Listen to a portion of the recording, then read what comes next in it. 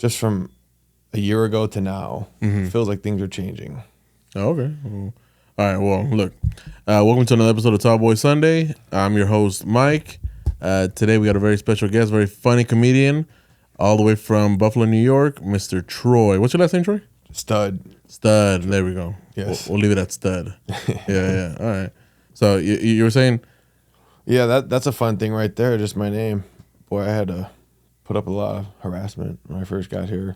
Oh, for real? Yeah, man. Troy Stab, Troy Stuff, anything but Stud. And then I would go up there and like real douchely kind of correct them. Like, no, you're going to. And then I got to the point where I was like, it doesn't matter. So the guys hosting the mics? Yeah, oh yeah, they butchered it. Yeah. They had a lot of Stud, fun. really? Yeah. Who wants to call me Stud? Yeah. Especially if I'm doing decent. If that's your last name, that's your last name. Which is why I was like, I got to get it across. They're going to say it right at first. Yeah. And then I had enough ego checks where I was like, you know what? It's Troy. I'll just write Troy. And at the end of my set, if everyone's laughing, I'll be like, Troy Stud. Troy Stud, okay. And then they get the point. Yeah. I thought that was just a funny thing on Instagram that you put. I didn't realize that was your actual last name. Yeah, people think it's really douchey. They're like, is this a stage name? Dude, I've heard, my entire life. My dad said he got it his whole life.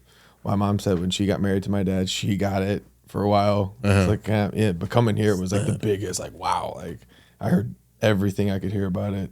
It's fun though. It's a fun last name. They wanted to have more fun with my first name, but my dad, my mom wouldn't let him. My dad wanted to name me Ima. Ima? I'm a Stud. Oh, Ima. Oh, nice. Right. That shit went right over my head.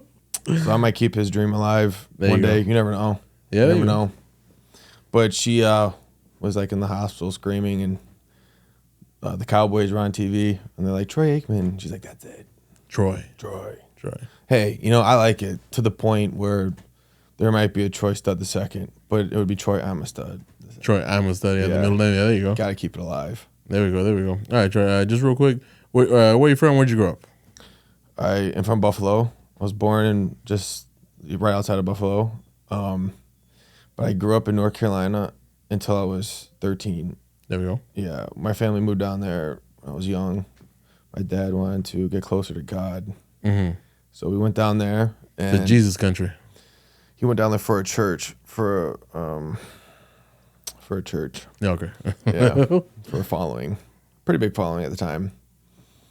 Now they're notorious for all kinds of reasons. But he took us down there for that. And then when I was 12, 13, my family split up. And my dad, my younger brother, and I moved back to New York. And then over some time, my other family slowly started to creep back up. So from the beginning, we've all been kind of split up all across the East Coast. So I didn't really feel like I necessarily owned Buffalo growing up there. But I went back there for high school, and most of the people I know, still to talk to are from Buffalo. So are you the only one right here on the West Coast? Family-wise? Yeah. Yeah, my mom's never even been to L.A. She refuses to come for now. She watches too much news. Oh, okay. Yeah, maybe I sort of feel like that about San Francisco now. That's different. Oh, okay. Is it? Well, is it? That's a good question. Yeah, look, because I lived up in Oakland for 3 years. Yeah, 3 years. And like I used to take the but BART to San Francisco. I used to just walk around and explore. And I went recently, like a few months ago. And yeah, there's homeless everywhere. It's like being in downtown LA. The homeless, that is what it is. Because, you leave them alone for the most part, they'll leave you alone. You can kind of avoid them if you know where they're at. But it's the blipping in the Bay. That culture of we're going to blip your car and film it. What is that? The breaking the windows and just grabbing the bags. Yeah. That is like... That's a burn, yeah. Bro, come on. Yeah. That's the only thing I worry about going to the Bay. That's honestly it, because I can't afford to... That'd be like a deal breaker for me right now. Yeah. And that's why I moved back down. Because my rent was going to go from $10.25 to $17.25 in 1 year. And I was like, nah, I'm not paying that for something I don't own. Yeah. That's insane. Yeah. And then the management company said it's going to go up a certain, I forgot the percentage, but they said that it was going to go up every year after that. And I was like, nah, I'm not doing that. Was it a nice spot? It wasn't. No? No. Not like worth it. when I would walk around, the lady downstairs would complain. Yeah. Yeah, it wasn't like this. This is a 1-bedroom apartment, like standard, that probably anybody has. Well, it's a big blessing, a big step up from that to this. Yeah. Big change. No, I came home and I lived with my parents again for a little bit and saved up. And yeah, thank God we got this place now. I don't know how people can save up without doing that nowadays, unless you're just fortunate with a really good job. No, so I would put 15% of my paycheck into my 401k. And then, like when I was ready to buy the house, I took a big loan out of my 401k and that's how I did it. Yeah, well, yeah, so I mean, like I want to get my mom to come out here, trying to get my family to LA is not what you think. There's lots of other cool parts outside of LA. Yeah. You don't have to live in Venice. Can't wait for her to come to the Ice House just to see the mountains in Pasadena. Oh, it's beautiful. It's insane. Dude, and Pasadena is super nice, and there's a super nicer area just a little bit further east called Sierra Madre. Okay. And it's like the rich area of Pasadena, and Pasadena is already the rich area. Yeah. Have you been there? No. I just went to the Ice House for the first time the other day, Okay. and I was driving through the downtown area, Beautiful. parking everywhere. Yeah. You know, But like the first thing. it's permanent parking. Okay. So be careful. Yeah, because I was a little sketched out about that. I was like, hey, I'm gonna park in this building. It says 2 hour parking. The bouncer's like, you're good. Just it'll be like $14, $17 when you leave. I was like, all right. And then I left and didn't pay anything. There was no one there. I was like, wow, so it's free. Yeah. Plug. Yeah, dude. Some comedy clubs have that worked out with. They have like banks next to them, and you can park in there for free. Okay. It felt like a similar vibe. Yeah. There's an open mic there. Fuck.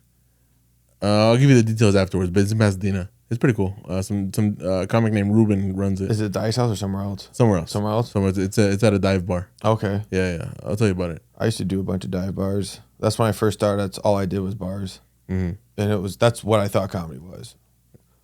But not in LA. I don't know if I've done dive bars in LA. But everything I hear about them is great. I hear people actually listen. Yeah. You'd be surprised. No. Yeah, nah. You gotta get their attention. Nah. There's like everybody's turning around facing the other direction. Yeah, like everybody's there to have a good time, and you're the one disturbing the good time. Exactly. Yeah. That's what I thought comedy was for the first 3 years of me doing it. Yeah. Well, attempting it. I wouldn't say I was doing stand up. How long have you been doing stand up? My first time on stage was I think 2019. Okay, so like roughly 5 years. Yeah, it was like a dare. I went to a bar with a friend, and they signed me up without telling me. And then the host was like, hey, you're up in 10 minutes. I was like, what? So I went outside and jotted down a few jokes on this notepad. I had a red pen. Can't even make this up, man. I walk up on stage for my first set ever, shaking like a leaf. And I look at my notepad to read the writing, and it was blank. Oh, there. And there's a red light behind me pointing down the stage, and it canceled out the ink on the paper. Dang. And I had a complete like mental spaz on stage, first time ever, and it was an unforgettable moment. It turned out to be really good. Yeah, cool. Yeah, I riffed and pissed a lot of comics off. They wanted to fight me after that. I was like, wow, this is interesting. What did you say, bro?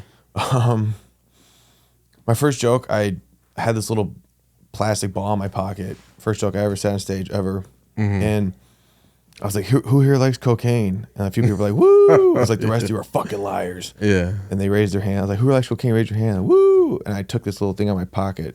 I threw it at some guy. I was like, here, fill this up for me. I was like, the rest of you are fucking liars. Yeah. And they seemed to like it. Yeah. And they liked it so much. I was like, wow, that worked. Yeah. Holy shit. So I just kept talking about coke or whatever. And then after the set was over, I walked outside and I was ecstatic. It was the first time on stage. You never forget that feeling, man. It was an unforgettable experience. And I walked outside. I was all high and stuff. I was like, man, not on coke, but just the moment. Yeah. And or both. People congratulating me. I was like, this is awesome. And I walked back in the club and I sat down. A few comments go back to me like, hey, that fucking guy, right? Fuck him. They're like, he was like, cocaine. He's like making fun of me. And everyone's laughing at him. Yeah. Insinuating, laughing at me. I'm like, what is this guy's problem? Like, why is he? And everyone's like, no, man, you just came in his place and did decent. So that's kind of a compliment that he's talking about you. And they're like, don't fucking fight him. Don't be a douchebag. Come back next week, write a joke, say it to his face on stage. I was like, that's a great idea. Yeah, because you're probably much larger than him too, no? Yeah, it wasn't even fair. Yeah. But so I left, come back the next week, and the owner of the club walked up to me as soon as I walked in the door. He's like, hey, I got to talk to you. Like, I'm in high school. I'm like, fuck, what'd I do? He pulls me aside and he's like, hey, I can't have you throwing drugs across my establishment. I'm like, what are you talking about? He's like, last week you rifled this little plastic thing with some coke in there across the room. I was like, oh, yeah. He's like, you never picked it up. I was like, oh. Oh shit. I was like, you happen to have that? He's like, no, buddy. Good one. He's like, he's like, good try. Yeah. Slapped me in the ass and let me go. I was like, damn, man. So I did that for a little bit, and that was really fun. But it was one mic a week. I think there was a point there might have been maybe 2 at the most, 3 mics in a week. Mm-hmm. Which, if you're ambitious, you can do that in a day in LA. Oh yeah. And no, so you caught the bug right there and then. Initially, no, man. I it was a great set and I enjoyed it, but I was doing it for the wrong reasons. I was trying to do stand up to impress girls or like, yeah, which isn't necessarily the worst reason, but like that was my entire focus was like females and like popularity. I had nothing to do with the art or trying to be funny. Mm-hmm. That never came in until a few months ago, very recently, damn. Where I was like, this is something I'm going to take seriously and actually pursue. And then, because how much material would you say you have now? I could probably do a solid 15 minutes. 15, okay, cool. Which I say that humbly. No, dude. Like, that's me putting 3 5-minute bits together. Yeah, I'm pretty confident about. That I've repped a lot. There you go. Yeah, no, we met last week. Yeah. Yeah, and I thought you were hilarious, dude. I appreciate it. Yeah, I thought you're super funny, and then that's why I was like, oh, this dude Troy, fuck, he's going places. I like hearing that, man. Yeah, it keeps me motivated. But we would have never had the interaction. I would have never been to where I'm at today if it wasn't for everything going completely wrong off the rails, mm-hmm. which is what focused me back to being like, this is what makes me happy. This is what I want to do, and this is something I got to take serious. And then in doing so is when you meet people and they're like, wow, like you should at least keep attempting this. It just I don't know. I feel like it's a feeling that you get like, all right, I should be here. I need to be here. This is where I need to be. Yeah. For me, it's 2 things. It's like, number one, I swear to God, there's nothing else I'd rather be doing. There's nowhere else I'd rather be except for maybe doing a few mics in Austin. But besides that, there's nowhere else I'd rather be. There's nothing else I'd rather be doing. And number 2, I see a lot of comics that I respect and everything. I hear them doing a lot of jokes, but when they get off stage, I don't know anything about who they are as a person or anything about them. And I feel like I'm the complete opposite. Everything I talk about is my life. And I don't try to talk about things I think are funny. I'm literally venting. Oh, okay. And when people laugh at that, it's beautiful because it's like rewiring the trauma in your brain. It's like, hey, instead of crying about this, I can have these memories of people laughing about it and feel great about it. It's honestly shocking that people laugh because it's like, I'm just being myself. At first, I wasn't really doing a lot of writing. I noticed when I was angry was when I was doing really good. When they would bump me at third wheel until 1:55 in the morning. Yeah. For those that don't know, Third Wheel, shout out to actually our buddy Danny Alvarez. He hosts the mic on Monday night. He is hilarious. Yeah, he's one of my favorite comedians in LA. Super funny. He was on the show a couple months back. He murdered last night at Daddy's house. Oh, really? Oh, there you go. Great job. Yeah, the guy in the front row kept interrupting him. He just killed it. Yeah, we love Danny here. And then, he runs the mic on Mondays. But the Third Wheel is a comedy club. Yeah. But they do mostly open mics, right? Yep. I just saw they're renting out shows, $100 a venue, $100 for the thing. I was thinking about, damn, I could sell a bunch of tickets, and it's actually not a bad idea.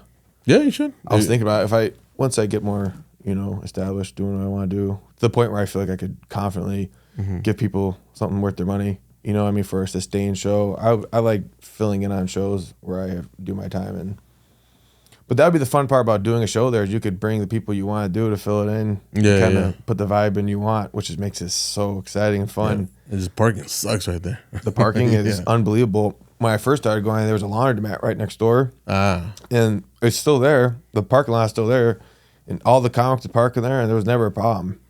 And once in a while, the gate's open, but I see the gate closed a lot, and I'm terrified to park my car. Then I don't want to deal with those guys. Yeah. Now when you park... Yeah, that midnight mic, you got to walk past some interesting characters on the street. Get in there. And it's in Hollywood, and that area's not even that bad.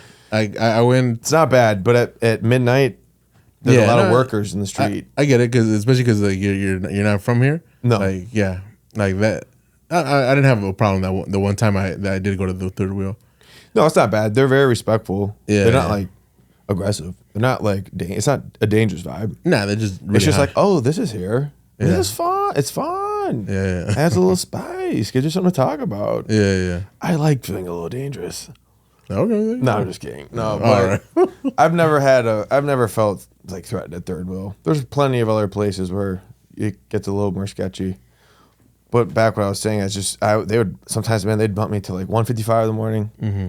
I'd be so mad. I'd just completely forget everything I was gonna say, and I'd go up there and riff and have like one of the best sets I've ever had, and that was like a great feeling. How many people are still there at 1:55 in the morning?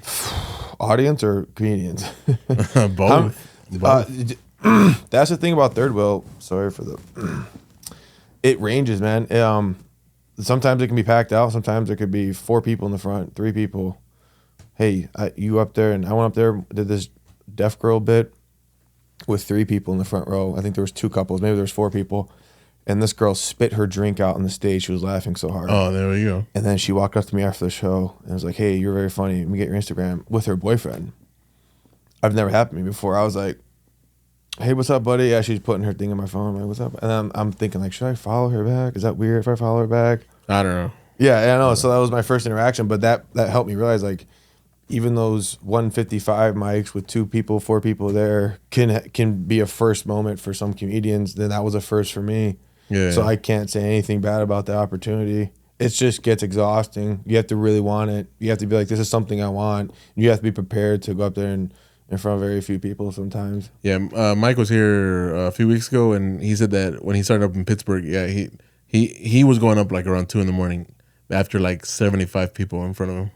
Yeah. And they can't wait to hear what you have to say at 2 in the morning. Yeah. They're like, oh, what does this big straight white man have to offer us? Yeah. And what's the biggest difference from coming from the East Coast to here? Oh, the weather. Oh, okay. Yeah. Yeah, man. People are way more relaxed here. I came here for the weed. Mm-hmm. Man, I mean, got me off. It's kept me off opiates. I think it could keep a lot of people off of opiates. Mm-hmm. Has that potential, not necessarily just weed, but the other versions of weed, things they've put it into. That was probably the biggest difference, was the culture behind the mindset of the way you medicate yourself. Mm-hmm. In New York, you want to smoke weed, you're a drug addict, or you had to know a real drug dealer. When I grew up, there was like, they would throw you a free bag of coke, your first time, trying to get you trying other stuff. That was the kind of sketchy people. And then to come out here, we're so accepted and people are so chill and relaxed. I mean, my first week in California, I had a culture shock. This guy walked up to me and my friends. He's like, "Hey, I like your shirt," and gave us a free a couple handfuls of weed for free. I don't know. Really? Yeah, this Where really the fuck is cool. that? This cool black dude up in. Well, you're gonna hate this. He was wearing he liked my buddy's San Francisco 49ers shirt. So yeah, man. I know that really sets you guys. I know. But that was like, dude. I grew up getting ripped off. People robbing you for $20, putting grass in their bag and running away. Oh man! So for someone to walk up to you and hand you weed was like, what the fuck? And cheaper, huh? It was free. Yeah. Yeah, for free. But I'm saying, like, in general, I've heard it's way cheaper out here. Even close. Now, shockingly, where I'm from is like one of the top cities for cheap marijuana in the nation right now. Oh, there you go. It happens to be a hub. Fortunately / unfortunately, whatever, depending how you look at it. A lot of people in the industry lost jobs when that happened with the expansion of the legalization. And is that the biggest problem? Like, people are like really judgy about others that do weed or anything else? What's that? Like you said, everybody here is more laid back, right? Super. Yeah, okay. Yeah. But like back home, you said that, are they like more judgy or? Big time. Yeah, okay. Uneducated, I would say. Okay. Yeah, I mean, yeah, dude. I mean, the attitude, at least when I was growing up, was this is a gateway drug, and if you smoke this, you're not going anywhere in life, and your adults made fun of you. Meanwhile, they're going out slamming 5 tequila shots a night, 6 tequila shots a night, throwing up in their friend's basement, doing coke. That's like a girl who's like, I'm organic, eats a salad and goes out and rails coke all night. It's the same mentality of like, who the fuck are you to tell me? I never ever liked drinking for whatever reason. And I've always preferred marijuana, but I never really I was really super late to the show. And having said that, I was very judgmental. I was part of the people who was like, this is a problem before I smoked weed. I definitely viewed it as. And then you chilled out. As an athlete, as someone who wanted to be a very serious athlete, I viewed it as this is going to inhibit you. This is going to set you way back. And I think you were right. Well, I don't know. Very, very, very few guys know how to manage themselves smoking weed. Very few, yeah. But when it comes to pain management, when you play football, I don't care what level. If you're actually playing, you're going to get hurt. I don't care. The higher the level, the more serious the injuries. It's just part of the game. And 10 Tylenol and massage baths and all that stuff. Dude, my doctor was telling me, I was telling him I was taking an ibuprofen, ibuprofen every day, and they were like, "This is killing your liver. Like this is killing. This is destroying your liver. Taking these ibuprofen. Like you'd be better off taking muscle relaxers. And when your doctor is telling you that something over the counter is making you sick, and you're better off taking an opiate or something like that, that's when it's like a big red flag. Yeah, so it's like." So in the long run, if you take ibuprofen for a long enough time, especially if you haven't eaten, it'll burn your stomach and your intestines. It's insane. Yeah. And when I played college football, we'd be on the bus after games, and I'd watch guys take literally 17 ibuprofen. God. Literally. They would pop a bottle, big, strong, very athletic, very in shape, very young college football players, and that's all we had. Man, we would do 3-4 hour bus rides, and you're busted up after a game, and you're sitting there with ice packs popping ibuprofen. Yeah. And when you talk about what that does to your body, if cannabis can give you pain relief, what's the negative? Now, the negative obviously is the lifestyle, but I argue you can't have a pothead lifestyle and be a college athlete. There's too much required at too high of a level. You are going to get exposed if you show up to practice high. There is somebody hungry who wants your job. You might be third in the depth chart. You think you can maintain that being Ricky Williams? No, Ricky would smoke after the games for the pain. Yep. And that's what the NBA's allowed it. The NBA's, from my understanding, I could be way off here. From my understanding, they've allowed their players to smoke. Oh man, I don't know about the rules, but I think they're more lax about it now. Right, they are. Yeah. Everybody's getting more lax about it, and it's going to get to the point where colleges are going to get more lax about it. Maybe not high school because the developmental age, drinking and smoking at 21. But like the guys that I saw smoking super young back then, like man, they're still like spaced out. Right. No. Yeah. And I never started. I was, like I said, I was super against it until my first real injury. I was probably 16 or 17. Okay. And it was when I started. It was once a week after a game with my teammates. I was like, oh, I felt like a naughty boy. Yeah. This is so fun. We're going to take a little pause real quick. Today for our beer tasting, today we have Capiche Italian-style Pilsner. This is from Paperback Brewing Company out in Glendale, California. So let's open it up and tell me what you think. I like the packaging right off the bat. Yeah, I love the artwork. These guys get it. Yeah, my wife picked it out today, so. They get the idea. Yeah. Cheers. Cheers.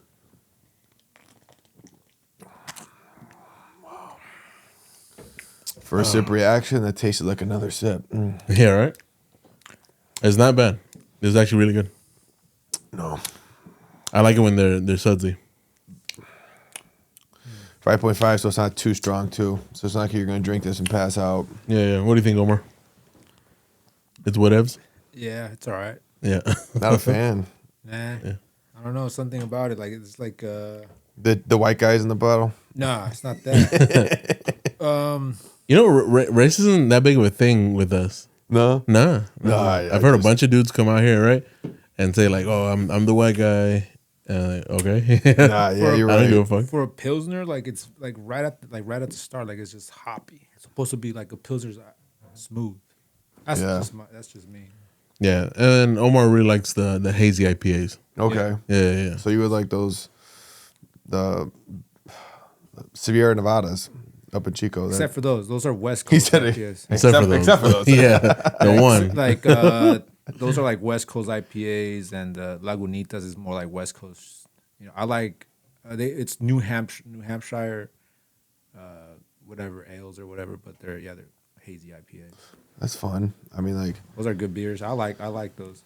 My brother's a big IPA drinker, very picky. Yeah. It Only just has to be. Yeah, if you're a drinker. I like the ones with the blueberries, blueberry flavored. I haven't had that one. You guys like get out. No. Yeah. Blueberry what? There's this place back in New York that makes it, this brewing company. They make an IPA, they put blueberries in it. What's it called? It's called EBC. All right, I'm about to get back to you. There's this other one out of New York, and I've had. Well, that's the company. I don't know what the beer is All right, called. so there's a brewery out of New York. Dude, I've had 2 other beers, amazingly good. So it's like a mix of like hazy with fruit. Killing it. Yeah. Killing it. Ah, damn. That sounds good. Fuck. It's like right here. The name. But you It'll guys come keep back. talking. I'm gonna get back. Oh yeah, my bad. All right. So you're in LA now. Yes. Is there any plans to go back? There's nowhere to go. Yeah, there you go. Yeah, you're. That's part of like, we're doing this. There we go. There we go. Yeah, like that's the benefit of me doing stand up initially. Things happening, a lot of stuff went really wrong. That derailed me from doing stand up. Now and in that time off, it's like, is this you question, is this, can I live without it? Is this what I really want? And I would try to fill that void of stand up with anything I could find. And nothing fills that void, man. There's nothing like doing stand up for me. It's pretty cool, yeah. It's my therapy. So once I accepted that this is what keeps me sober, and being sober is what keeps me alive, I'm all in. And the beauty of it is you meet so many other like-minded people and people who are damaged, and you can I don't know, at least for me, it makes me feel better about my situation. Yeah, yeah.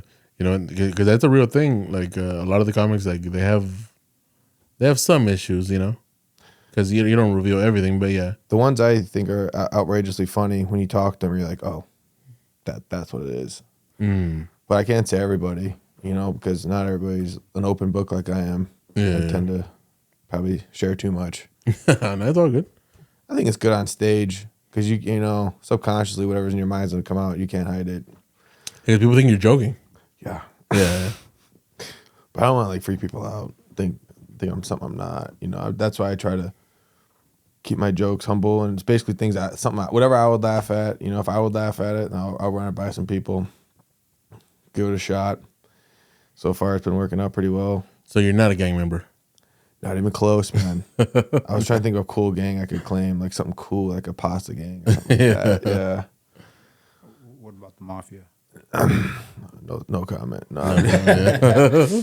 My father, he was Is that a thing back east? Like my father was affiliated a little bit, and I didn't find out. I found out the hard way, which is how you find out, because I think it was his life's mission to hide a lot of that from me. what was he doing or what? He always referenced the local 210, which is a union in New York, and he would always talk about union stories. Frankly, I got arrested when I was 14. I got charged with a felony, so I had to do felony probation. And when I was 14, I was going to this felony probation house downtown. And one day I was leaving with my dad, and we're heading to the elevator, and this real big fat guy goes, "Hey, Dougie!" Starts yelling my dad's name. My dad's like freaking out, like hitting the button, trying to get out of there really fast. I'm like, what's the problem? This guy knew my dad. Like, they knew each other. And then that kind of like, that was like the first time I was like, what's that? Who's that? What's that all about? And he, you know, he was like, oh, that was nothing. You know, I knew guys, you know, everybody knew guys. You know, it was just, my dad was an old bouncer in New York. He bounced a lot of bars. He put that in me. You know, I ended up becoming a bouncer too. And that's how I kind of end up aligning myself in the same circles he was in, at least for a very small period of time. But yeah, he very slowly started to, I think when we started watching The Sopranos together, he kind of claimed the Tony Soprano character a little bit too much, and then he started to share a little bit when he saw Tony acting out. But he always put it in my head like, this shit's not cool, and you want your kids to look up to you and respect what you do. So that's what you always got to think about, that whatever you do in your life, you know, if you have a family, you want your kids to be proud of what you do, and that always stuck with me. So no, but he I just found out later on that he got arrested and he was in a felony trial, a big I don't think it was a RICO case, but it was a case with a family. Oh, okay. And always downplayed the involvement. They got the wrong guy. It wasn't even me. It wasn't me. We were delivering pizzas. Yeah. So what were they alleging he did? Cocaine trafficking. Mm-hmm. But he said they couldn't get him on that, so they got him on gun trafficking, gun charges. Over state lines, or I don't know. No, I don't believe so. But he told me the feds were trying to get him, and they couldn't, and they pulled him into court, and he was pleaded fifth, and they played his daughter talking to him of recording they had of, and he said it made him sick to his stomach, and from that day on, my dad would never talk on the phones, and when he did, it was always in this insane code. I was on the phone with my dad every time. I'd be trying to figure out what the heck he actually was trying to get at or what he actually wanted. Then you talk to him in person, it was a straight shooter. But on the phone, it was just like, No, do the thing for me, huh? Like that? Yeah. Dude. Do the thing. Onions, pizzas, mushrooms, all the foods. How many pizzas he got over there? He was a hungry man. Is the turkey in the oven? Is it on? I was like, what? I'm like, wait a minute, what exactly do you want, Papa? Yeah. It was funny. My dad. So he would talk to you like that, even though no criminal activity was being discussed. There was two versions of my dad. I knew one version of him growing up, and then when everything went completely off the rails, the rest of it kind of filled in itself. He was a good guy, hard worker, loved his family, left everything in his past to go pursue God, and it blew. Unfortunately, it blew up in his face. And life hits you fast, and when you have a family, you can't avoid your demons. And I was too much like him. My brother was too much like him. My brother was in a prison his whole life, and my dad had to kind of reflect on that with him. And then when my brother passed, my dad went really off the deep end. He never got over it. It was too much. And as I saw, that's when I started learning stuff. That's when I started learning stuff. I didn't know a lot of that stuff. And there's probably a lot of stuff he took to the grave himself, which is okay with me. But so your dad's passed now. He passed. Yeah, he passed 2 years ago, and that's when I decided stand up. I'm doing stand up. Yeah. I was like, fuck this, because I like to call him after my shows, be like, hey, I talked about you, and he'd be like, great, Yeah, you're a fucking failure. No. He was supportive, but I never took it serious. And then when it got to the point where I realized he's never going to see me perform live now. Then I was like, oh man, I got some work to do. So my mom thinks I'm funny, so she'll come watch me. Because frankly, I'm like the third funniest person in my family. All right. If I'm being completely honest, I have a brother who could seriously rival Tony Hinchcliffe. And that's a compliment. And like he'll just destroy you top to bottom. My brother has an elite mind, but he just he tends to use it for other things for now. I've been slowly like, hey, do some stand up, but no one in my family had a normal, easy life, if I'm being honest. So everyone's kind of been struggling with their own things, mostly substance abuse, which is why I choose to be sober for the most part. Well, just weed. Yeah, I don't do anything else. One beer is nothing. There's a saying in Spanish: "Una es ninguna." One is nothing. Yeah. One bump. Yeah, that's just a bump. What's one? No, I've never done. I think I did a set high one time and I hated it, so I was like, I like to be sober so I can think clearly and riff.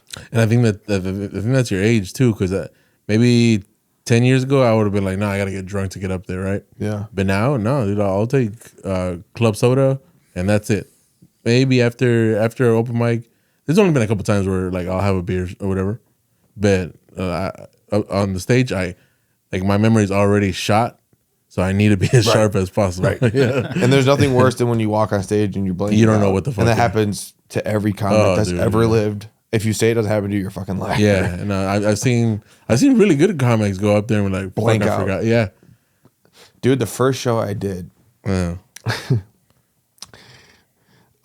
were calling me up on stage, and the promoter, the host, was hyping me up. He's like, "You've seen him on Netflix. You've seen him here," which is to get the crowd woo. As soon as he said that, they're like, a big pop. But I'm in the back, sold out room. It was way too small of a room. Way too many people in this room, and it was just like heavy hot air. And I walked in there because it was too too small for the comics to be in there. There's probably 80 people in a room that should have said like 50. Oh man. And so I walked in and I'm standing in the back, and as he's announcing my name, I swear to God, dude, I was blacking out. Like, you know, like when you black out, there's a black hole. It was going like this. Everything was closing in on me, and I could just see this hole. And I started sweating. I had to grab this woman in front of me because I almost fell over. I almost fell. And then he goes, Troy Stud. I just walked on stage, completely blanked out of my mind. And I have no idea what I said for the first 30 seconds. Yeah. It was an educational experience. But what was so cool about it was that was the first time in front of a big live audience where everyone was just like, that's the difference between open mics and shows. Like everyone was so excited, like ready to laugh, like, like happy little puppies. Like, and the second I do any little joke, they were just jumping all over it. I was like, wow, like that was the first time I had to do applause breaks. Like, whoa, like that's what that feels like. Yeah. You know, I haven't done a show yet. I've been doing open mic since October of last year. Yeah. And I feel like I'm just not there yet. I still like stutter a bit, and I feel like maybe give it a couple more months, and then I'll start seeking that out. Only you know where you're at. Yeah. And don't let anyone try to tell you different. Yeah. But having said that, you know, if you have confidence in your show, in yourself, doing a show is a great test, because as a comedian, when you start doing stand-up, you're only performing for other comics, and they're like, that's a tough crowd, bro. It is, dude. Very, very emomotionally devastating crowd. And then we met each other at the Fourth Wall, right? Yes. Shout out to Joe Menente. The first day, the first joke I said, I still remember it, because you know what the Fourth Wall looks like. It looks like an abandoned warehouse. Yes, very small one, and I mean that with all love, Joe.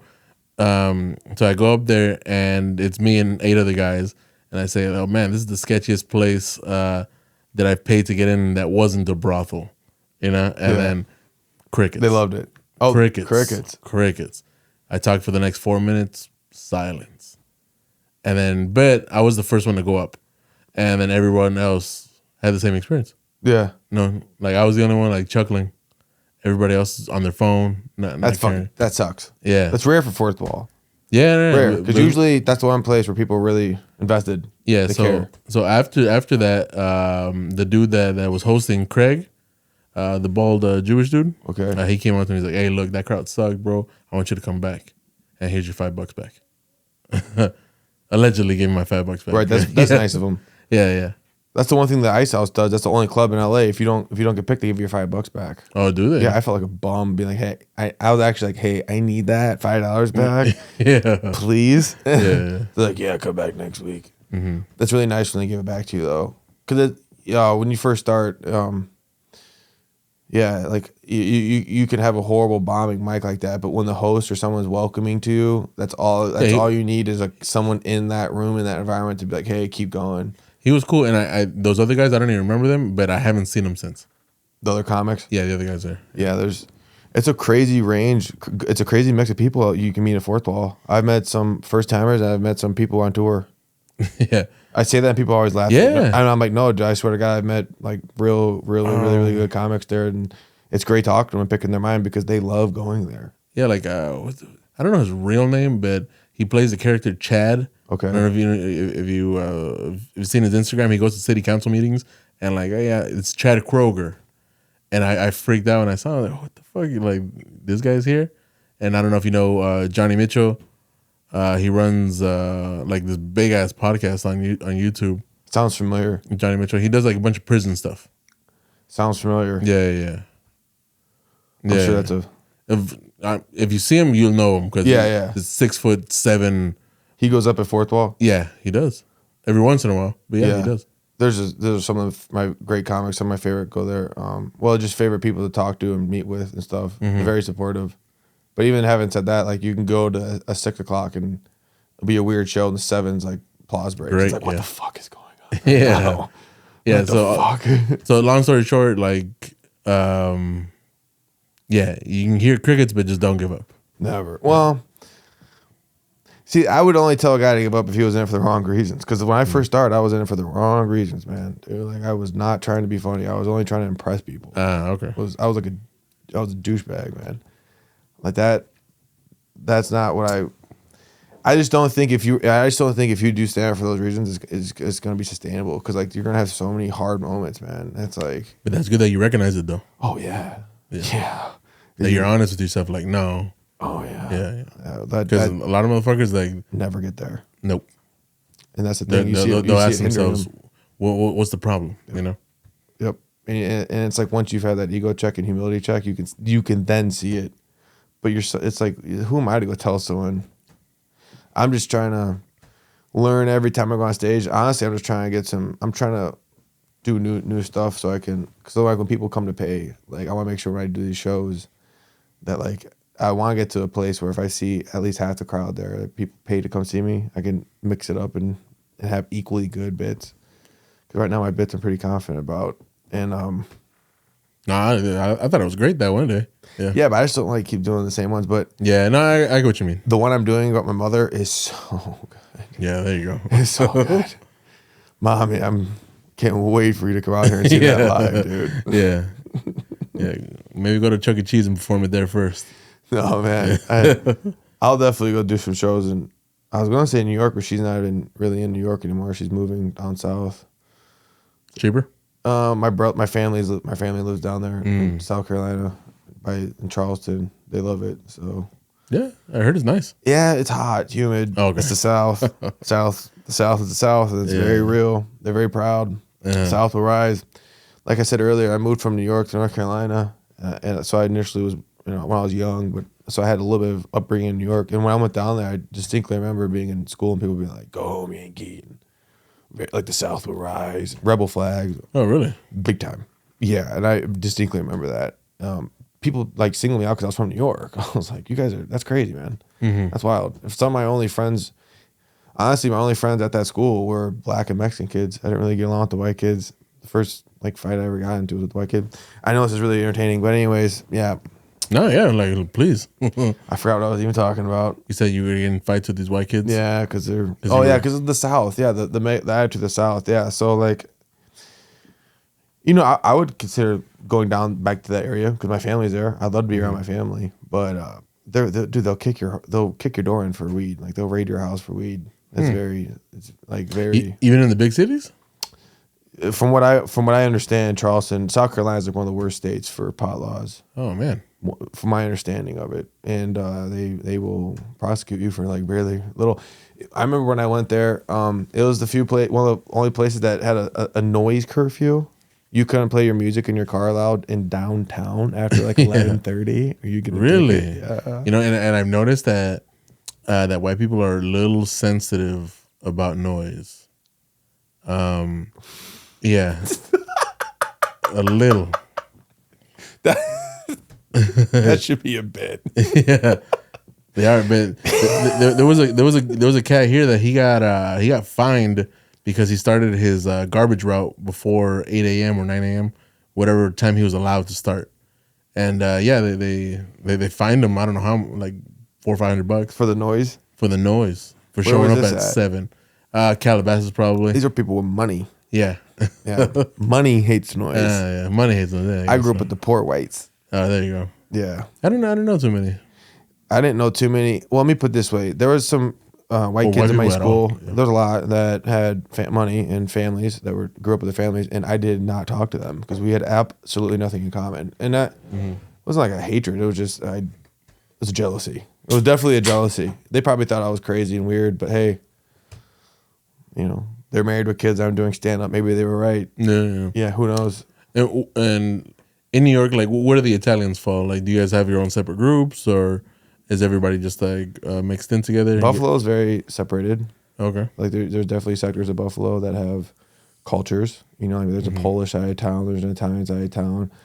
South Buffalo is notorious for that. And I used to work for a guy that used to send me up there. And one of my first jobs was for this is a crazy story. One of my first jobs was at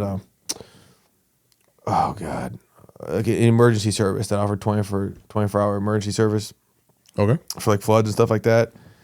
Okay. And this was my welcome to New York moment. I was in high school, and this guy was an Italian guy. My boss, they were Italians, and they hired me and sent me to the South Buffalo with a crew of guys to clean up a dead body. It's a true story. Yeah, when we got there, and they said it was a suicide. So you were a coroner? No, man, it was. This is why it's weird because like, why would they send us? Yeah. If I'm being completely honest, when we got there, his body wasn't there, but like his eyeball was there. His brains were on the floor. He shot. The story was he committed suicide and then shot himself in the head. Yeah, but it was in a Polish side of town, and I just remember that being like a very wowing, jarring moment where I was like, "This is these Italians have some interesting friends." And that's crazy that you guys segregate yourselves in that way too. Polish, Italian. I would think you guys would all. No, I mean the Polacks that I grew up with were very proud, and like in Buffalo is a very diverse city, so they would have days of the week, or like a lot of these different cultures, festivals. Puerto Ricans have their they live in west side of town or west side of Buffalo, but and then it was definitely, I would say it was probably more segregated. Well, that's a lie. There was definitely some segregation, but it felt more separated by money. It was more of a strictly financial. And I think that's what it is too. Yeah. I feel like a lot of people that live here have this like jaded vision of white people, right? But it's only because they've only met like a certain type of white person.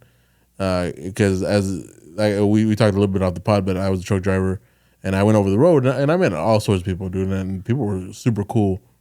I went to Manchester, New Hampshire. Some of the nice people were there, and it really is all about money. Because when you come out here, most of the white people here, I'm not saying that they're all like jaded like that, but some a good amount are spoiled. Yeah, can't stand them. It doesn't even have to be white. You could be a rich Persian or anybody. If you're sitting there telling me how much wealth you have, how many properties you have, as you're raising my rent, go fuck yourself. And that too, like actually, I've had really good experiences with the Persians.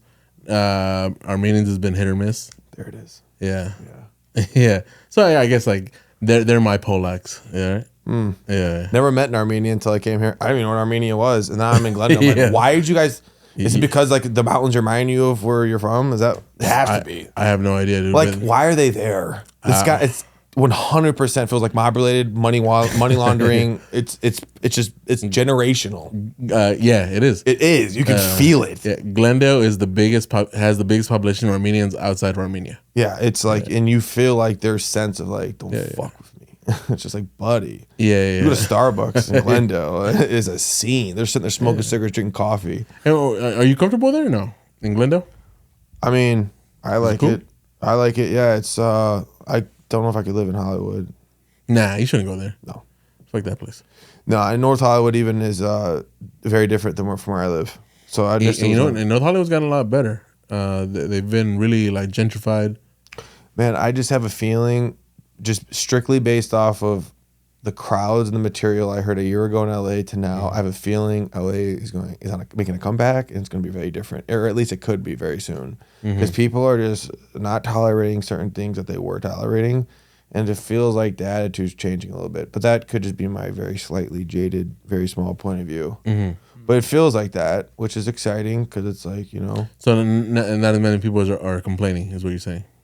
Yeah, about a lot of topics, and it just feels like people in every angle they're sick and tired of certain things, and they're like, hey, if you want to go make fun of it, we're cool with it. Like, you can take it as far as you want to push the envelope. Before they're like, how dare you? And it wasn't necessarily one group. It was just the attitude of like, you can't talk about these things. There was a time you couldn't talk about shit. You couldn't talk. I mean, you get booed off stage. And I hate that this happened, but this is true. There was a tranny that came into the fourth wall, and he went up right before me, and it just threw me off. I was like, man, this is a weirdo. You were hard? Yeah. Huh? You were hard? No, I wasn't. You were like, I didn't get excited, no. He wasn't hot? Nah. He was like, he didn't put effort into it. Yeah, exactly. He wasn't like an official. He wasn't looking good, no. He wasn't like post-op. Yeah. He was just doing it for like to do the non-binary yeah, like exactly. Improv. I've thought about it. It's me, Jessica. Let me on stage. Yeah. Hey, Rita at the Improv. It's me, Jessica. Can I get up? Dude, Yeah. they have non-binary mics twice a week only. It's like, fuck. Oh, Like, really? Really? Yeah, it says non-binary trans only. Only. Like, And yeah, he went up there What does and that like even mean? it means you got to identify yeah to get on stage. It means I talk a lot of bullshit. Yeah. And then yeah, so he went up there and just like, spewed his bullshit and like how people aren't tolerant of him. And I was like, fuck. Dude. Here's the question. Was he funny? No. See, No. if you're funny, you can have an opinion and go, hey, you can't say that. And then people are going to be like, fuck. Like, I'm going to root with that. I'm going to side with that guy because Yeah, because he's funny. And the biggest thing that he said is like, I don't understand why I'm not allowed in the women's restroom. And Really? yeah, I was like, well, dude, you're a 6 foot tall man. because you could rape and murder Yeah. everyone in there. Yeah. And they are not comfortable. And then the thing is that he was smart because he brought like a crew, so it was him and like 5 or 6 other women with him. And they were What kind of? they were supportive of No, him. yeah, like it looked like they were females, real females, And they were laughing and at they his were very jokes. supportive. Oh yeah, they were very supportive of him. Well, you gotta wish the guy the best luck. He's got the most opportunity. He's got more opportunity than most Yeah. comedians in Hollywood. Yeah. I tell you right now, if you're non-binary trans and you're a comedian and you're not blowing up right now, it's fucking your fault. Yeah, There is nobody to blame. There is so much opportunity. So like, if you're on that stage and you're blowing up and you have an opinion, I think people will listen. But if you're not, and this is your moment, yeah, this is your moment, and you're not blowing up, yeah, look in the mirror, buddy. yeah. And there have been like a lot of the gay comedians that go there are hilarious. Yes. a lot of them. I love gay comics. They make me feel Yeah, comfortable. they're fucking super funny. You know, they're very self aware. Dude, I feel more comfortable around them than the hot female comics. For some weird reason. I haven't seen any hot female. Yeah, the good looking ones. It's just like, I don't want to, I feel like when you go talk to a female comic, it feels like you're kind of cornering them or something. Whereas Yeah, because it feels a little weird. yeah, the ratio is usually 9 to 1. I like when they talk to me about my hat, but Yeah, I bet. no, my brother is gay, so I feel super comfortable around them. And I just never, I don't know, a funny gay man hitting on you, how does that not boost your confidence? Yeah, I don't think I'm bigoted towards them. Like I've had gay friends growing up. Right. It's been fine. It's only in the last 7 years that it's been weird. That Right. they've made it they've made the gay issue something to try to divide people. Yeah, exactly. That's all. Exactly. That's all it's been. I forgot who said it, but they're requesting to be gangsters because you got to refer to them as a certain term, or else they won't speak to you and they'll ruin you. The people who identify as whatever they identify Yeah, as. exactly. Well, like I said, that's not flying in other places of the country. So It's not. no, and at the end of the day, you could believe whatever you want to believe in, get offended where you want to get offended in. But if you're in a comedy club and you are raising your fucking voice and you're voicing your opinion, be funny. That's all that fucking matters. If you're not funny, you should be humble. That's just my opinion, and that goes for anybody, dude. Yeah, and I don't know if Because I've seen so many of these. I've seen that happen where they'll Yeah. come in there and they'll ruin a show because they don't like a joke. It's like, motherfucker, no. Well, he didn't complain. But nobody said anything crazy either. okay. Yeah. Well, dude, imagine going to fourth wall and getting offended. Yeah. Or from what I hear from the other guys is that like the fourth wall, especially the Hollywood one, that doesn't happen at all. It's non-existent. It's the cafe that it happens here and there. Yeah. Mm-hmm. Well, yeah. North Hollywood does have different kind of comedians Yeah. I love it. I feel right at home. in North Hollywood. Yeah. No. No Hollywood. You go to Flappers at all? Nah. I've been there as just watching a show, but nah. I like fourth wall better. We Yeah. don't need to get into who we like more. I like Flappers. I like try to go everywhere I can, get as much opportunity as I can. But certain crowds go certain places. Dude, the Ice House was a great vibe. I cannot wait to go back Let me know when you go next time. next week, Thursday. Next week, Thursday. Okay. Come with me. What time? Well, yeah, We'll discuss this after. I got there. I sat there for 4 hours yesterday. Ugh. 4 And see, hours. and that's the thing that I don't like, and that's the thing I appreciate about the fourth wall. I'm in and out of there in an hour and a half. 4 hours. Tops. And then that's why I stopped going to the haha, because I was there for like 2-3 hours, like going through the Maybe open I've seen you there. I think I might have seen you there one time. Did you go out with this comic who's blind? No. Okay. Because there was this one fool, say this. who was blind, and everyone, all the comics were riffing out. We thought it was a like he wasn't blind, and it turned out the fool was blind. We're like, oh, my bad. We didn't mean like, because he was sitting right up front in the club with glasses on. We're like, what's your problem, bro? Like, you don't want to look at it? Like, nah, it was a good time. There was a Hispanic dude that went up there, and then I don't know where the joke was at, but basically he said that I'm from this part of LA and I grew up with all these black people, and I can say the N-word if I want to. I just choose not to. And then I went up right after him and I was like, dude, I've never seen a brown man try to justify the N-word. Yeah. Yeah, and then that one killed. I'm very proud of that one, actually. You gotta be. Yeah.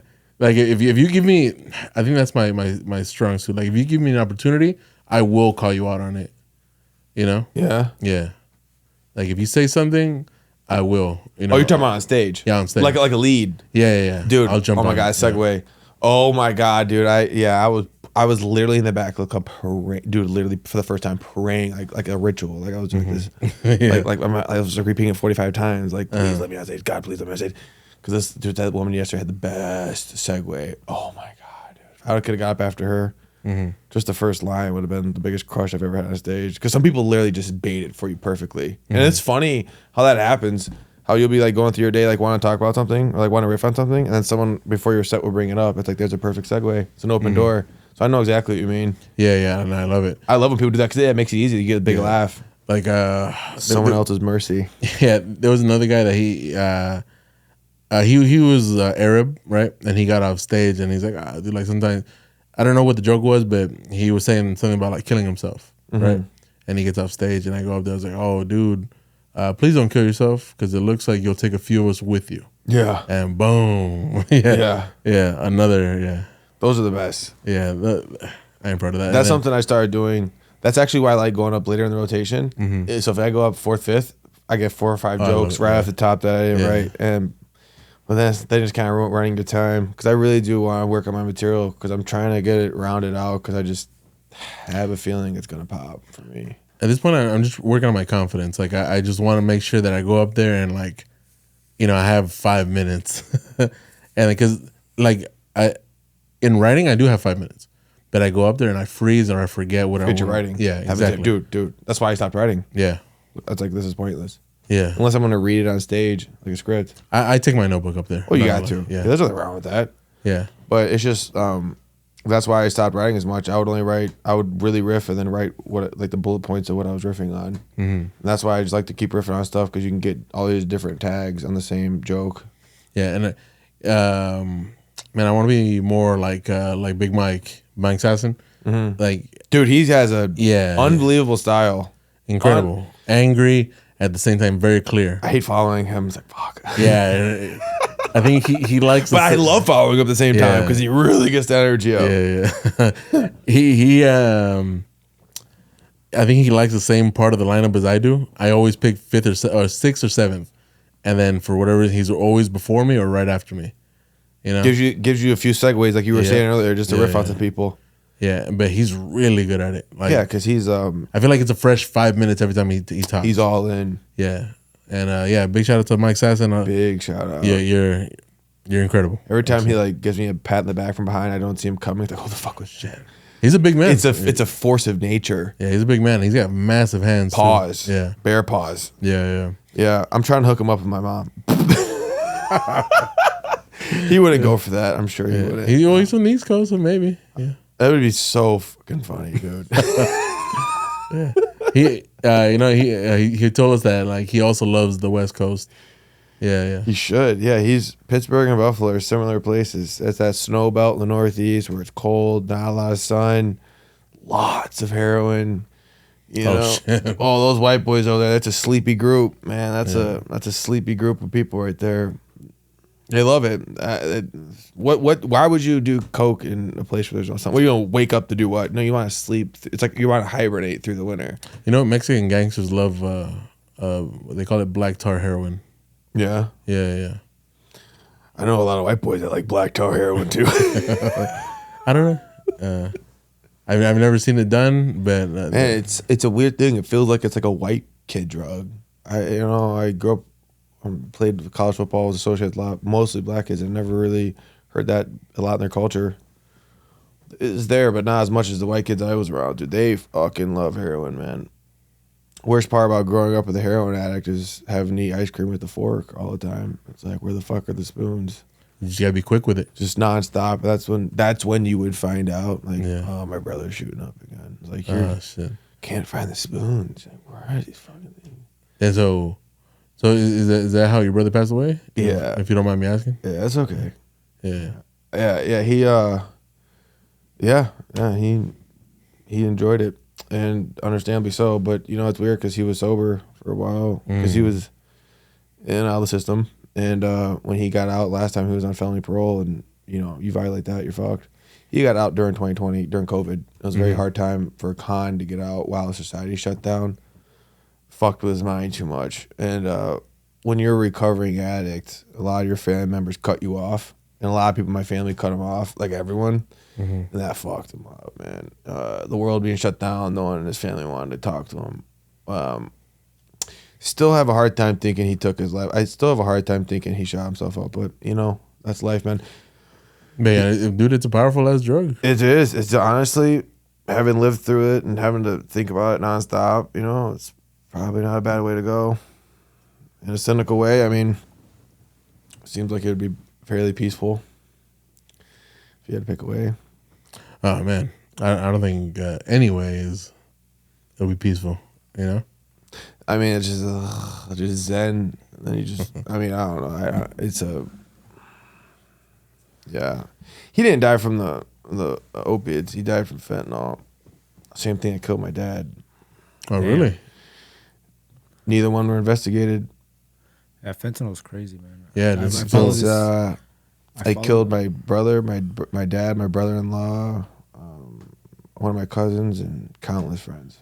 I follow his page on Instagram, and dude posts like a bunch of videos from like other people, but there's a lot of ODs there. I don't understand it. I understand the OD culture, heroin culture of like someone ODs, all the fiends like, oh, that's good dope.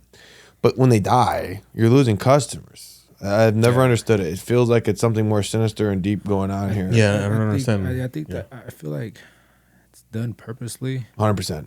100,000%. There's just no way. I think no drug dealer out there is like, I want to give them some good shit that they're gonna die. Yeah. I don't think nobody's out there doing that like at all whatsoever. And what's fucking wild is that people have built up a tolerance to it. Yeah. That's insane. Go ahead. Like, do you know who Jason Mewes is? I know the name. Jason Mewes? Oh yeah. So he's silent. No. He's Jay from Jay and Silent Bob. He had it's like 150 Vicodin a day habit. What? Charlie Sheen, that's Tiger Blood. Yeah, yeah. Woo! Yeah, no, this motherfucker, yeah, he was going through 'em. And yeah, dude, like I heard it on one of his podcasts recently that he thanks God that he's not into it now, because he's been sober for a good amount of time now, because of the fentanyl. We could really get into it, man. I think I don't know, man. Yeah, the ODs in my family were really timed up crazy and very superstitious, and felt like some, I don't know, right before my dad died, I found out some crazy stuff, but yeah, I don't know, it just felt, I don't know, but I mean, like, yeah, I found out that, I don't know how much you guys believe in Santeria, witchcraft, and all that shit. But, We don't, or I don't. What? Santeria, witchcraft. I don't want to talk about yeah, we could just Yeah. segue then from that. Yeah, I don't think it's real, but yeah. Well, yeah, we could talk about it later. Yeah. Oh, my bad. No, it's all good. I just think there is something to it, but it's like I think so too. crazy that's all I'm gonna deep. say. And I saw it play out in my family. I saw it play out in my life. Mm-hmm. And I saw it as a destructive evil force that was, I believe, intended to kill me and take me out, as well as it did with my dad and my brother. Like, it was it's like some type of weird plan. Like, if you're down to talk about it, I'll talk about my dog, I just barely escaped the grass. I mean, like, I almost overdosed. I was foaming at the mouth, man. and they fucking pulled me back. Like Pulp Fiction? Foaming at the mouth. And they pulled me back. So it's like, and the timing of that, it's like if I hadn't made it, it's like it would have been my brother, me, and then my dad all at once.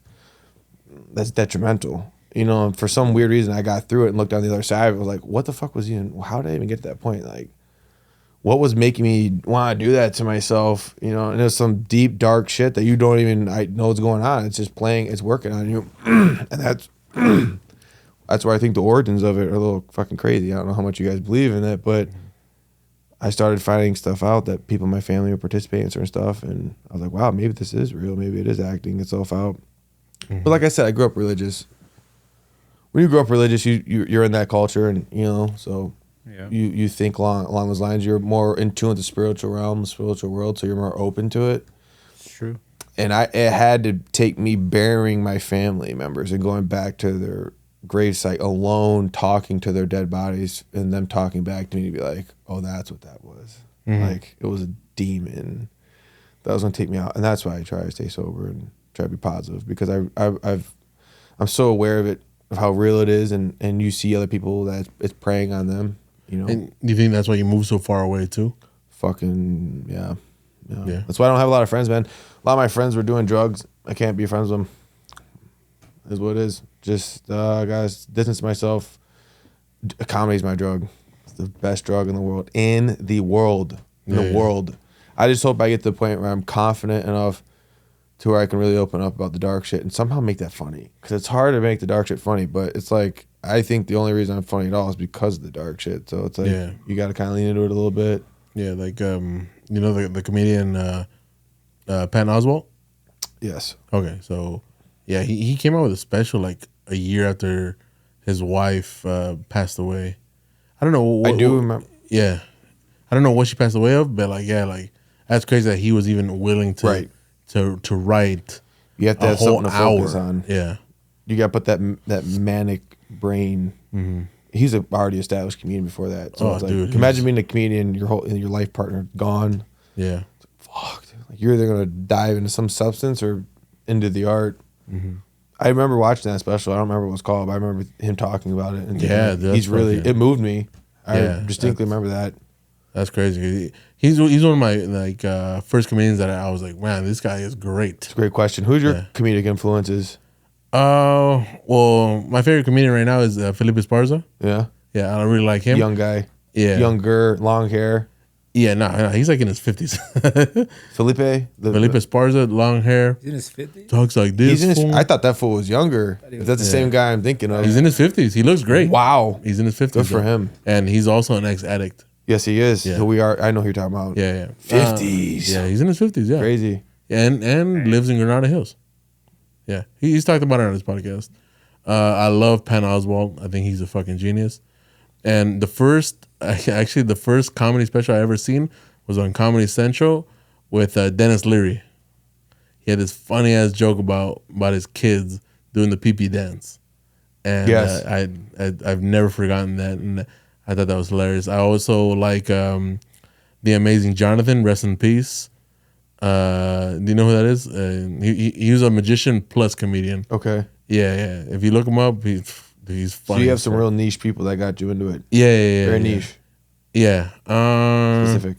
Yeah, but like, obviously Dave Chappelle with his show, that was hilarious. But when Dave Chappelle's show came out, I never thought about stand-up comedy.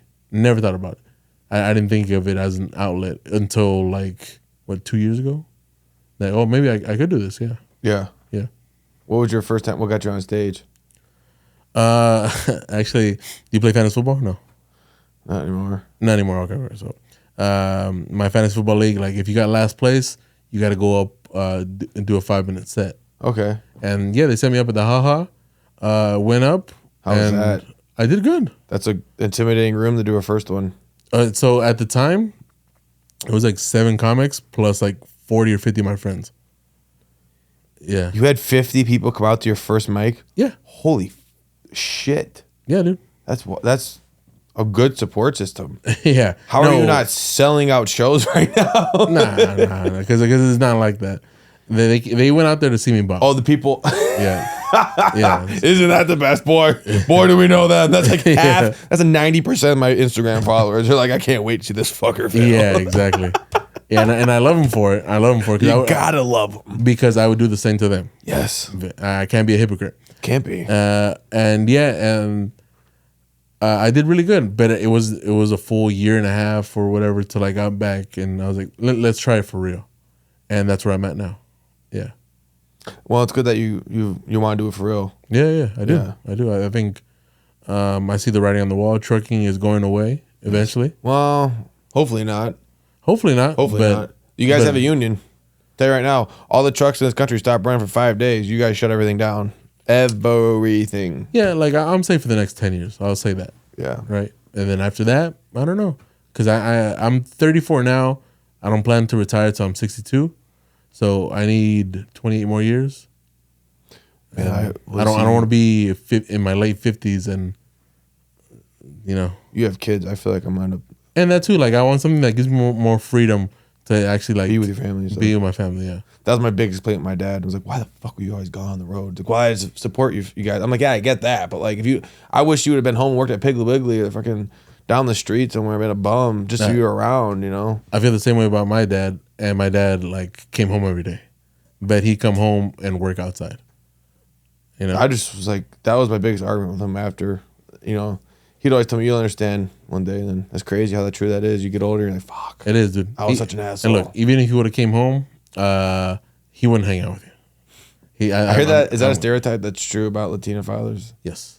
Why? Well, I don't know. I Why can't speak for. is that so I can't speak for. They're like, everybody, go fuck yourself, mule. No, not like that. They're just real cold. I hear it on stage a lot. Yeah, like, they're just real cold. it sounds. And it's funny now, but at the time you're like, motherfucker. Then. I hear it a lot. Yeah. Yeah. Where we at with time, Omar? Hour 17. Hour 17. We Okay. didn't even talk about UFOs or anything. Yeah. Oh, you want to talk about your UFO experience real quick? We can talk about anything, brother. That one was interesting. I kind of wanted to pick your head about The Sopranos and what you thought Oh, about it. yeah. Go ahead. You know, man, I never finished The Sopranos. What? So Damn. me and my dad, my brother, we watched the first 2 or 3 seasons.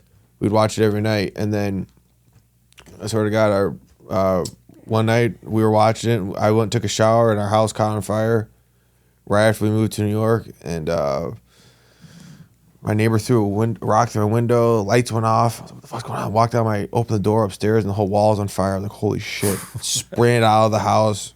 My neighbors had to tackle my dad. He kept running back in the house to grab guns and pictures of his family. Mm-hmm. Long story short, we lost everything. The house burnt down, and I never, to this day, finished The Sopranos. It just was like, I'm done. We just closed the door. I've always wanted to watch it. I wanted to watch it with my dad, but I watched when they killed Big Pussy. Oh yeah, That was a moment. that was sad, but hey, that was sad. But yeah, he fucked up. you fucked up. It wasn't as sad as when they killed Homeboy and Sons of Anarchy in prison. That was just like, Oh yeah, what was the it? fuck? Oh, Opie. Opie, When they yeah. killed Opie, dog, that touched me. yeah, that's that's true. really how it is. It's like the end of Armageddon. Have you ever seen Armageddon? Yeah, with Bruce Willis. Yeah, dude. That song? No. Like the ending. I don't want to. Or it's from fucking the 90s, so whatever. Yeah. Sorry for everyone If you who's about to watch Armageddon. If you Yeah. haven't watched Armageddon by Dude, now, then what the to fuck? this day, I think like that's like fucking sad when Bruce Willis dies. Like, fuck, dude. You know? And yeah, dude. Hey, but you know what? I would do the same thing for my baby girl. Yeah, that's true. That's true. The exact same thing. Man. Remember the ending of Armageddon. Oh, I'm sitting here like, he blows up the asteroid.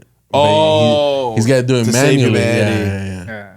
He's got to save not only his daughter but humanity. Yeah. That's a good way to go too. Yeah. Fuck yeah, dude. No, just one. And you know it was nuts. I think it was like the first time I had seen that in a movie where it's like, I guess he's pressing the button, like his whole life just flashed before his eyes. Oh yeah. And then it's like, that was pretty sick. Yeah, that was, dude. Dude, Interstellar fucked me up. Oh, hey, dude. I had to watch it I twice. just watched it. Still watched it fucks maybe me like, up, man. I don't know, 2-3 months ago. I had to rewatch it because it does something to your head. So I'm like, I got to rewatch this shit again. Yeah, I had to rewatch. I had to The watch part it twice. where he's interacting with his daughter. Yeah. Now it's that my nuts. dad's passed, me and my dad were so close. Every time something happens, that's all, I'm like, every time I see like a bug that's like harassing me, a bug that stalks me, I'm like, is that you, Dad? Like, I want to do a bit about it, but but it was like too real. I'm probably gonna attempt it one Probably day. gotta give it some time. When he's going through, Like I'm afraid to kill. Every time anything happens, I'm afraid to kill it. I'm like, is that you, Dad? You know what I mean? Like, is that you? Let's fuck you up. Yeah. Yeah, because he was like interacting with her interdimensionally, and I just don't believe. I'll never believe when you die, it's over. Right? That's bullshit. That you'll never convince me of that because I've done way too much DMT. Way too much DMT. Yeah. Hey, so speaking of that, I forgot what I was reading the other day. Probably on Reddit. I'm fucking all day like on Reddit, and I had read that when you die, as soon as you die, what is it like 3 pounds just. Yeah, there's some weight. Your soul. Like they call it your soul. Yeah, as soon as you die, it's like 3 pounds that just. It's proven. That's proven. just Yeah. Because they've had so many people die on a scale. Yeah, and there's no reason why just 3 pounds just disappear. They can't explain it. And then there was this other one. There was this other one where they show an egg under. They show an egg like an embryo, right? Well, not an embryo because that's already right. I don't know. Fucking, I'm not a fucking scientist here. Yeah. So an egg. And then it's the sperm cell, and there's no light, there's no nothing, right? And as soon as the sperm goes into the egg, you guys already know this shit, right? Yeah. There's like a flash of light that enters that egg, like if it was a soul, and it's like they're showing this shit like With your under a consciousness. microscope, yeah. It's wild. So if I'm thinking like that shit mind fucks you sometimes, Yeah, dude. Yeah. and it's just kind of like. Where the fuck is all this shit coming from? Where's like how is it entering? And then it's like where does it go after? Right? And I think just it's kinda all like, the same. It's all has to do with consciousness. Like, where Yeah. does consciousness come from? Yeah. And then it gets really trippy when you really think about that. Yeah. Because we're all experiencing the Yeah. same consciousness. And that's when it's like, maybe consciousness is God. You're experiencing God just by being alive. Yeah. But I don't know, the DMT, talk about that too. We can talk about that. It's real interesting quick. because they did Dude, some. I've been intrigued, but I'm just too scared to try. Yeah, I'm cool. It's not anything to be scared of. But respectfully, if you don't want to do it, I would never. That's the one drug I would never tell someone. You should seek it out every time, and you should never be charged for it. If someone wants to charge you to DMT, just the energy going into that is way off. Like, So maybe I shouldn't say this. So fuck it. So I got some DMT for some friends, right? They were like, oh yeah, we gotta try it. All right, so I knew this guy. He's like, he's into that stuff, and I trust him when it comes to that stuff. So I was like, hey man, so and so, he's like, yeah, I got you. Tell him to do this. So they both did it, and they were talking about like when they did it, they felt like they were like in this swoosh of an elevator type of feeling. And they think like, I don't think we did enough because it just felt like we were going there and we just got stuck. right? They didn't break through. Yeah, and then like we wanted to, but like our minds just didn't like. They're scared too. Like it didn't happen. And he was like, I was waiting for it. Like I knew I was almost there, and like it just fades away. And he's like, it goes away, and then we were just kind of like, well, my friend, I'm not gonna say his name. He was just like, what the fuck? Like I was there. Like I wanted to be there. Like I didn't make it. And it was just like, dude, like I gotta get some more. And I'm like, What's so cool about it is they're proving that place you go is real. It's the exact same place everyone goes. And they're doing DMT mapping in Europe and studies in these universities in Europe where they're putting people under DMT. Because when you do DMT, you're usually under 5, 8 minutes, 10 tops. I've never been under for more than 10, maybe a little bit over. But they're doing this. They're having these people go under for like an hour under a DMT drip, and they're coming back. Like groups of 30 people are doing this, and they're all mapping the exact same thing. They're all going to the exact same place, and they're drawing a very detailed map. And it's like, when all these people are saying the same thing, it's undeniable. yeah, That's crazy. And that's got to give anyone hope. Yeah. Like there's now like there's another realm you're gonna go to. Yeah. But last time I did DMT, it scared the shit out of me, and I don't know if I'll ever do it again. Yeah. Because something communicated with me, which is like, it's like when, like Joe Rogan talks about seeing entities and stuff. Like, Yes. the visuals is Yes, cool. yes, I don't yes, think the yes. visuals are scary. When I heard a human voice, yes, this voice knew me my whole life. It Yes. knew me. Yes. This voice talked to me, and this voice, I went to this realm, and this voice was like, "Why are you here?" And I ignored it. And I said, Yeah. "Why are you here?" I was like, "I'm trying to see my dad." And it was like, I've "It's not." heard that before. And it says, "Not your time," and it pulled me right out of Yeah. it. I've heard that. And it was just like, what the when I came out of that, I was like, what just talked to me? Because it was talking to me in English, like, and it was if I'm being completely honest, I've had this reoccurring dream my whole childhood where I would be falling like in a white room, like where you're falling, you're in front of this object so big you can't even comprehend it because it's so big. You're like an ant in front of a human. It's just too big. That's where I was at in this DMT realm. And so like I felt like I was in front of this presence that was so big I couldn't even comprehend it, and it spoke to me, and I interpreted that as like, I'm good. Yeah, I've got what I needed to get out of this. Yeah, for real. But I would say one thing: if anyone's suicidal, you're really suicidal, try DMT. That's when you're gonna know. That's where you're gonna go when you die. And I think if you're suicidal and you do DMT, you're gonna be like, you're gonna come back and be like, oh, thank God I'm fucking alive. Oh my God, thank God I'm not there forever. Because that's where you're gonna go. Just remember, you can't beat it. And to have a little taste of that in this life will make you appreciate this life. Yeah, it's definitely not purgatory, right? Boy, purgatory is a waiting room, right? Yeah, it's the waiting room. So like, yeah, they say like there's like purgatory is when your soul gets stuck somewhere, and then I'm hearing like, you know, like there's Sorry. it's all good. There's these people who communicate with the dead. What the fuck they're called? Well, it's making it funny. No, I'm not laughing. No, it's all good. What's the people that communicate with the dead? What are they called? Fucking psychics. Yeah, something like that. Psychics. Yeah, mediums. Mediums. But there's Mediums, There's yeah. mediums who specialize in trapped souls. So these souls who get trapped, who die suddenly or something, and people believe like their souls hasn't passed, like this person hasn't passed the next realm because they're still interacting with this realm. Like there must be trapped. And there's these people who specialize in it, which I'm a little interested in because ever since my dad's best friend passed away a month to the day my dad died, and they both died in the same room. Oh, damn. Fuck. So we're experiencing paranormal activity in this room, but we're not 100% sure who it is. And I'm getting the feeling like I'm getting a strong feeling like it's my father, because other people have gone up there and they're experiencing crazy paranormal, a few things happening that scared them. And I'm just kind of like to the point where I'm kind of on the fence of whether I believe it or not. And it's like, if my father really is up there and he really is doing this shit, I would like to have a medium go up there and try to help him, if it is him, or even if it's the other guy, Mikey, who passed, try to help his soul.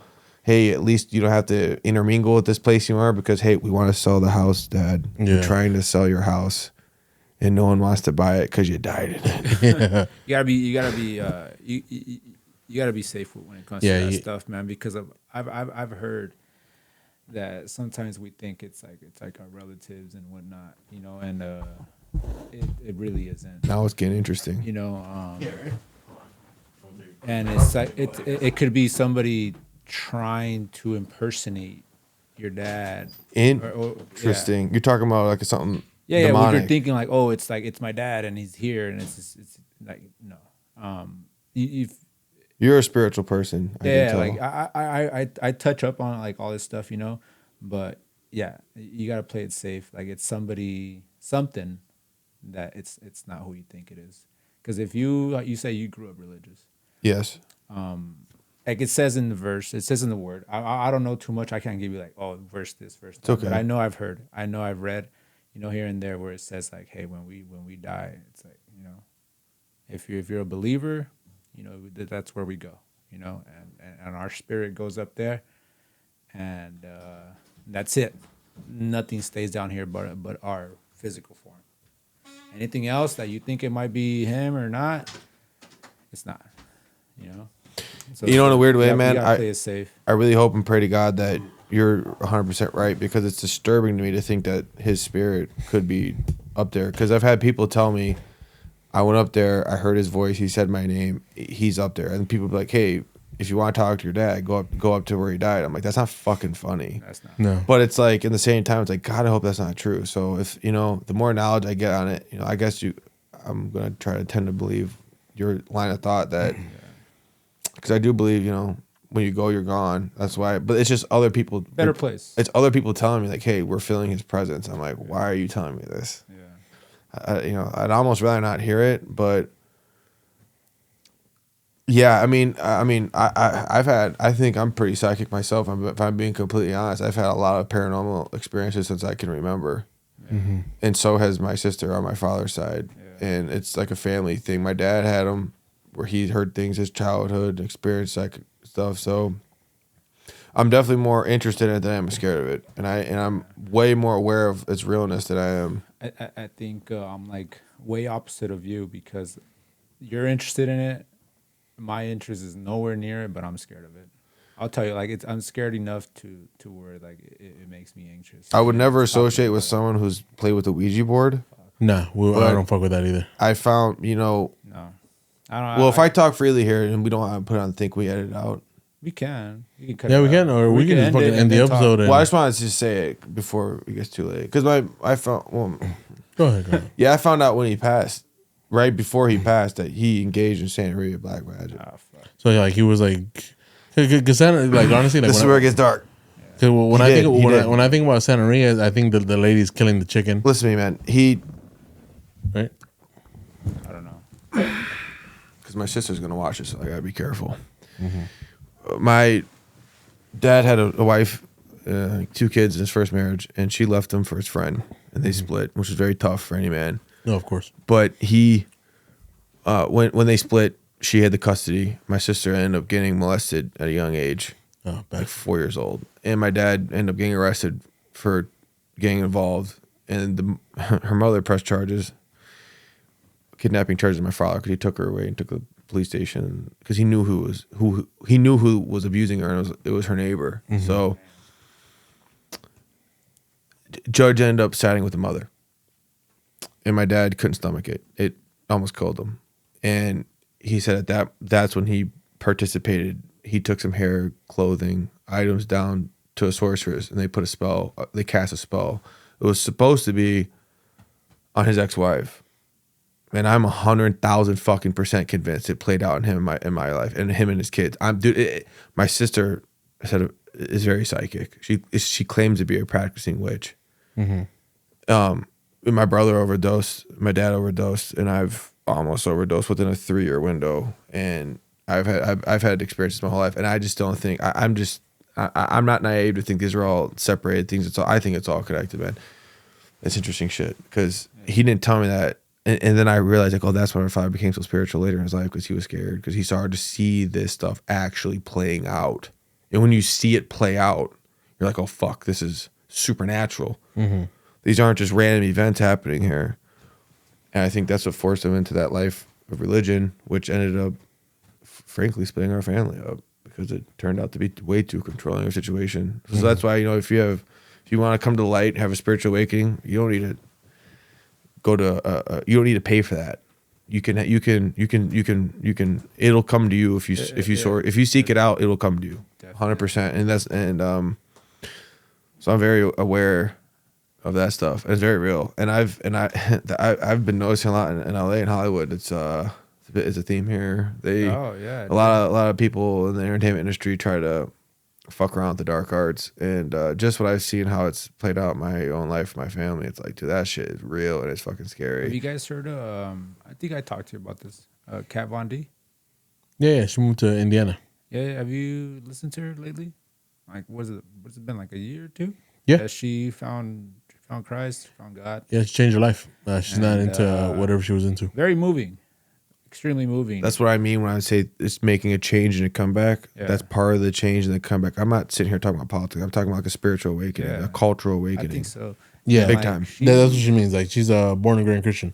Yeah. Yeah, so it's very moving, everything that she had to say. And a lot of stuff that she disclosed, exactly what you're saying right now, especially about like Hollywood. And she was like, it's very weird how like in Hollywood it's just like normal to like be dark and fucking talk about shit like that. And That's then, why like, and she's seen people like be kind of satanic and have satanic books and like it's normal and whatever.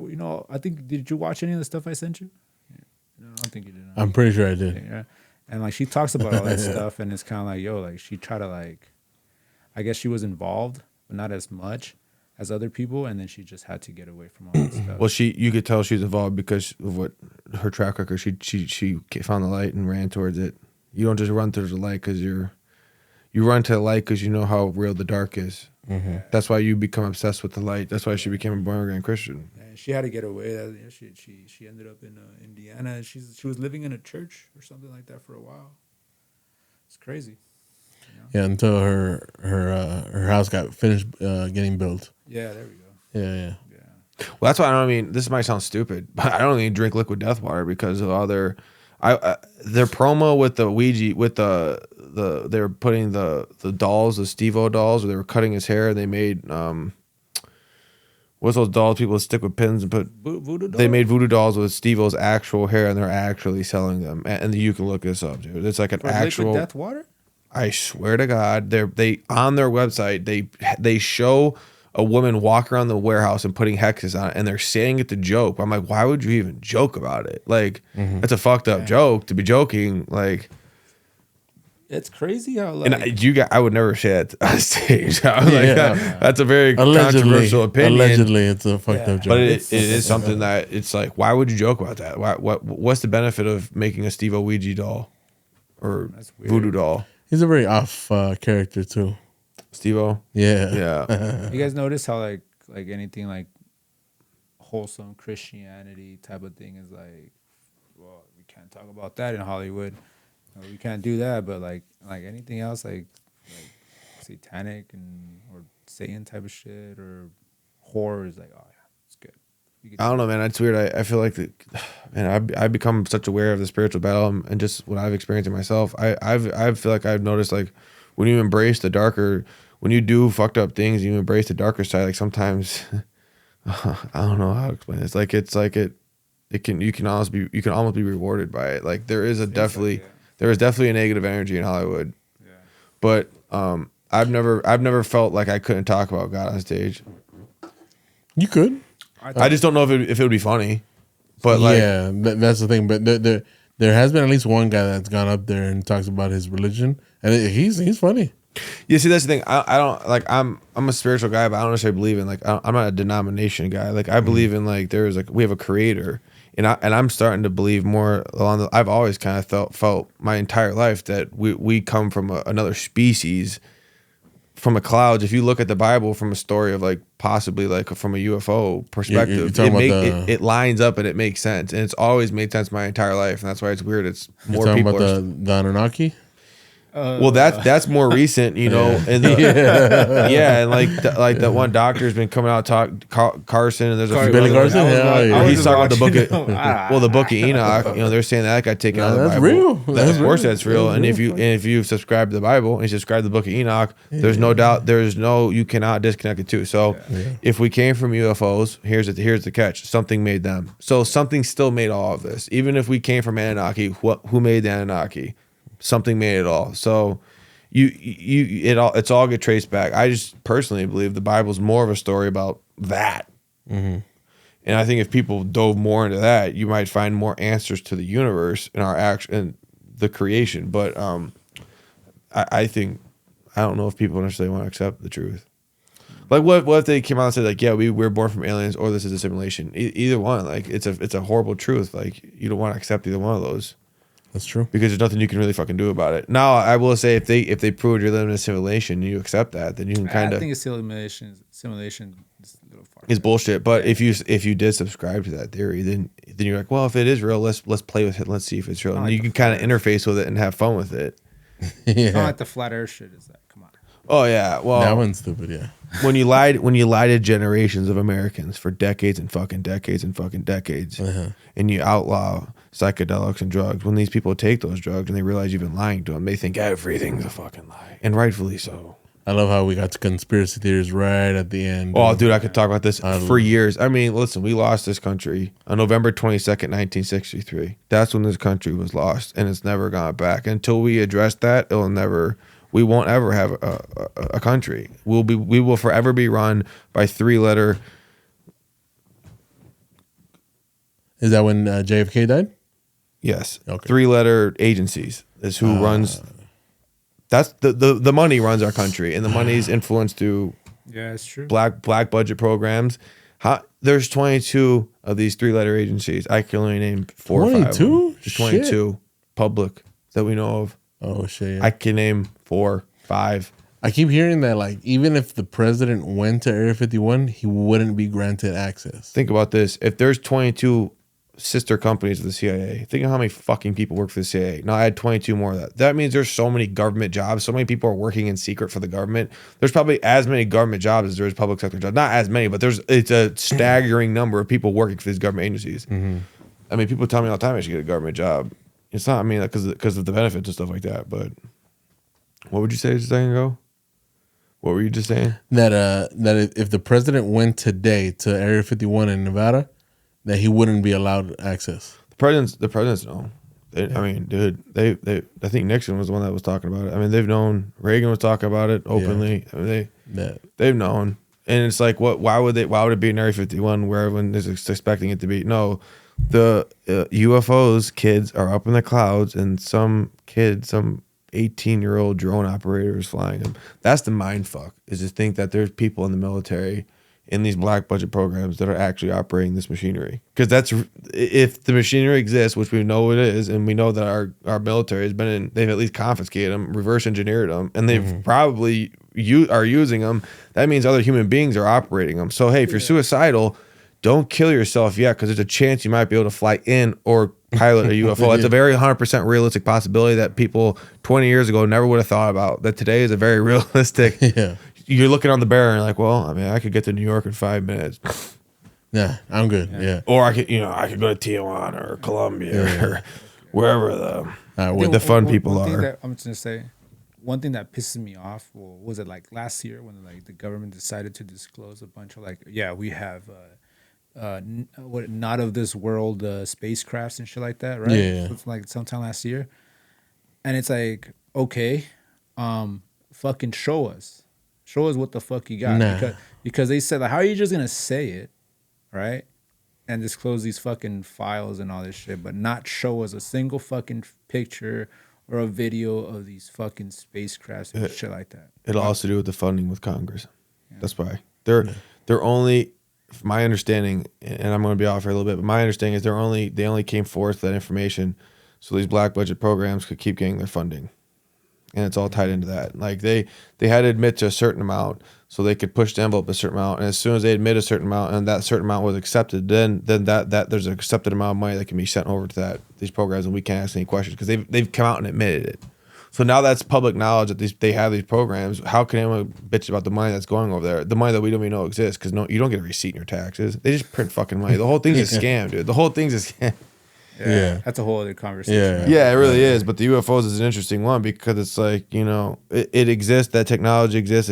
It's existed here on this planet, and human beings just like me and you have been operating it for over 100 fucking years. So it's a very exciting thing to think that most likely very soon, probably only the rich people, but that's going to be becoming more commonly accepted. Yeah, there's 100% people right now. There's probably like Bill Gates fucks that we don't even know about. Saudi Arabia trillionaires that have developed and are privately funding this same Iron Man technology.